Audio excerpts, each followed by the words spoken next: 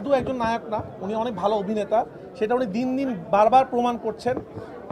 এই যে ভয়েসের যে আইডিয়াটা, সেটা তো ওনাকে বলা হইলো, এটা কিন্তু খুবই ডিফিকাল্ট গলা এখান থেকে কথা বলা, এবং ডাবিংয়ের সময় ওনার বারবার ব্লাড চলে আসতেছে মুখের মধ্যে, কারণ অনেকক্ষণ এইভাবে কথা বলা যায় না।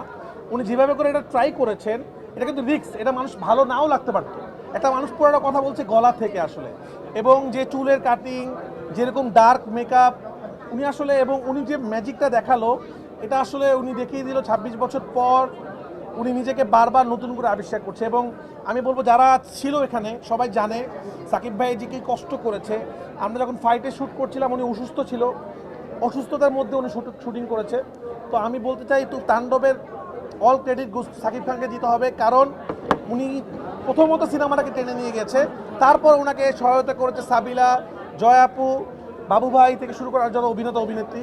আমার মেন সেনাপতি, যদি মেন মানুষটা যদি ভালো কাজ না করতো তাহলে বাকি কিছুই হতো না। তা আমি আমার মনের অন্তঃস্থল থেকে আজকে আমরা সবাই হ্যাপি, আমরা সাকসেস, কারণ এই শোটা আমরা বলি সাকসেস শো। এটা আমরা শুরু করেছিলাম পরান থেকে, যে সিনেমা যখন আমরা খুশি হব, সিনেমা ব্লকবাস্টার হওয়ার পর আমরা এই হলেই সিনেমাটা, আপনার মনে আছে কিনা, আমরা কিন্তু এই হলে আপনাদের সিনেমাটা দেখি। আমরা খুবই হ্যাপি। সাকিব ভাইয়ের বাসায় একটু প্রবলেম হওয়ার কারণে উনি একটু আগে বের হয়ে গেছেন।